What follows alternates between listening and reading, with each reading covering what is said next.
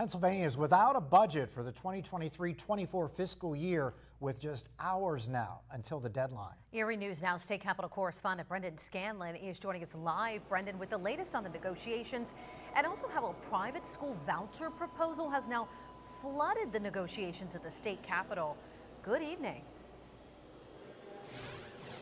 Good evening, Mike and Eva. Yeah, at this point, really two things are for certain. The first is that lawmakers will not meet tonight's 11:59 budget deadline. This is not entirely uncommon. We have seen this before in previous years. The second thing we know for certain is the reason why they won't meet that deadline, and that is because of a publicly funded private school voucher proposal.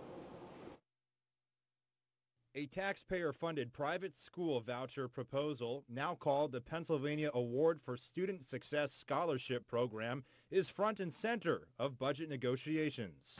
Last night, the Republican-controlled Senate passed the program, which would aid students in lower-performing schools to pursue alternative options. Most Democrats are very opposed. Because the idea that we have failing schools is absolutely absurd. We have had a failed legislature. We've had a failed state government who has chosen to disinvest in these quote-unquote failing schools.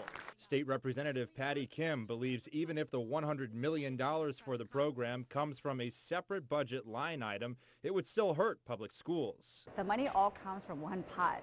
So you are still taking away from public education. I don't care if it's a different line item, but that $100 million should be going to public education. Why we're here is to ask to reject the Senate's school voucher program. Public education advocates rallying again today for the House to hold the line against the program. And every dollar for vouchers takes funding away from a public school system. The opposition to the program clashes not only with Republicans, but also with Governor Shapiro, who recently reiterated his support for the vouchers. I strongly encourage Democratic leaders to come off of their island, work with the governor and the Senate, who obviously are working together on issues. This afternoon, House Minority Leader Brian Cutler calling a budget impasse very likely. But the only plan that I've seen thus far out of the House Democrats is a path to an impasse.